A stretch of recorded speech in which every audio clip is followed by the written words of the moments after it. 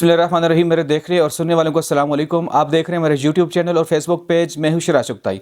नाज़रीन, अहम तरीन ख़बरों के साथ आपके सामने हाज़िर हुआ हूं। सबसे अहम ख़बर जो है इस वक्त जो है, मैं जब वीडियो रिकॉर्ड कर रहा हूं तकरीबन 6 बजने वाले हैं, तो 6 बजे से लेकर 9 बजे तक पाकिस्तान की एयर स्पेस जो है, जो फ़ज़ाई हदूदें हैं वो बंद होंगी हिंदुस्तान के लिए। क्यों बंद की जा रही हैं, क्या कोई जंग छिड़ने वाली है, इस पर बात करते हैं। इसके बाद जो है 27 अक्टूबर चूँकि कल गुजरा है, इस दिन सब ने मिलकर पाकिस्तान हिंदुस्तान के ख़िलाफ़ जो यौम स्याह मनाया है, उस पर थोड़ी सी बात करूँगा। बहुत से इंतशारी लोग वो अलग तरीके से प्रोपेगेंडा कर रहे हैं। इसके साथ साथ आपको बताता हूँ, क्या ISI अब जो हमारी जो कॉल्स हैं, ये जो SMS हैं, ये जो व्हाट्सअप की जो कॉल है, अब वो सुन पाएगी? इस पर भी बात कर लेते हैं।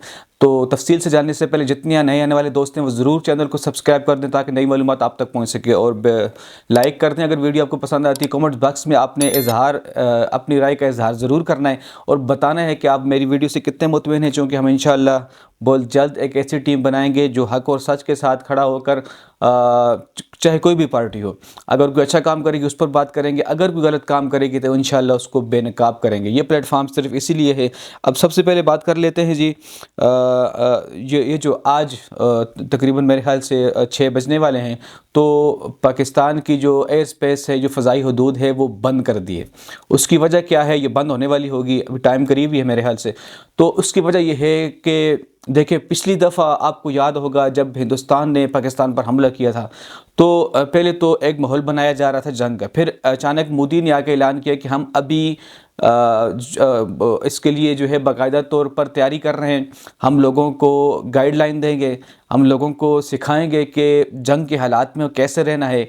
वो बिल्डिंगों के ऊपर जो है वो क्या कहते हैं, वो जो जिसकी वजह से ड्रोन अटैक नहीं हो सकते, वो हम बिल्डिंगों के ऊपर डाल के सिखाएंगे, लोगों को बताएंगे लाइटें बंद करनी है, खोलनी, फलां टाइम का बहुत कुछ कहा था उसने।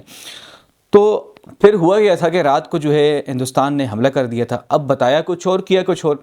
अब इसी तरीके से आज भी और कल भी 28 और 29 को इसने ये कहा है कि हम जो बॉर्डर के करीब के जो इलाके हिंदुस्तान में, तो वहाँ पर हम ऑपरेशन की तैयारी करेंगे, हम जंगी मशक़ें करेंगे, हम जो है अपनी फ़ौजियों को जो ट्रेनिंग करवाएंगे। तो अब कहा तो उसने ये है, लेकिन मुमकिन है कि इसकी आड़ में वो कहीं ना कहीं अपना जो गुस्सा है पुराना, जो उसको बेदर्दी से जो पाकिस्तान ने इसको जो तुन के रखा था, वो गुस्सा इसने निकालना है, वो किसी भी टाइम निकालना है।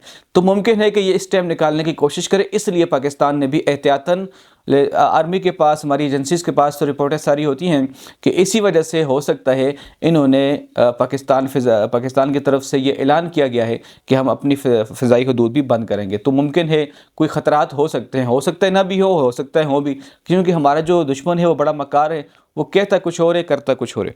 अब दूसरी बात की तरफ चलते हैं जी। 27 अक्टूबर कल दिन को जो है यौम स्याह मनाया गया, जिसमें कश्मीर की अवाम, पाकिस्तान की अवाम ने हिंदुस्तान के ख़िलाफ़ एहतजाज रिकॉर्ड करवाया, खामोशी इख्तियार की।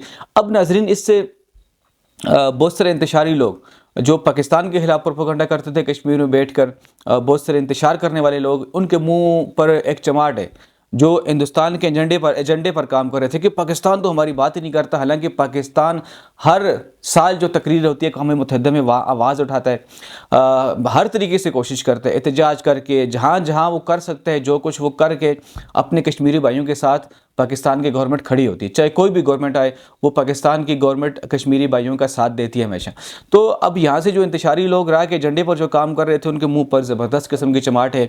कश्मीर के लोगों ने, पाकिस्तान के लोगों ने, पूरे पाकिस्तान से रैलियाँ निकली, पूरे कश्मीर के हर शहर में रैली निकाली गई, यौम स्याह का दिन मनाया गया। अब चलते हैं जो ISI के हवाले से ये कहा जा रहा है, एस्टेब्लिशमेंट के पास अब जो है सारे डेटा मौजूद होंगे, जो आप व्हाट्सएप पर बात करेंगे, जो कॉल पर बात करेंगे, जो SMS आपके पास है। देखें, इसमें कोई गलत नहीं है, ये बात बिल्कुल 100% दुरुस्त है कि अब सारा रिकॉर्ड उसके पास होगा। हुकूमत ने उनको इख्तियारात दे दिए। अब ये जो आप जो मोबाइल इस्तेमाल करते हैं ना, इसका सारा डेटा कंपनी के पास होता है।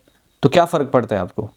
तो बिलखुसूस जो हमारी जो एजेंसीज़ हैं, जो हमारे जो खुफिया इदारे हैं, उनके पास तो होना ही होना चाहिए, चूँकि पाकिस्तान के हालात ऐसे हैं, कौन बंदा किससे क्या बात कर रहा है पता ही नहीं है।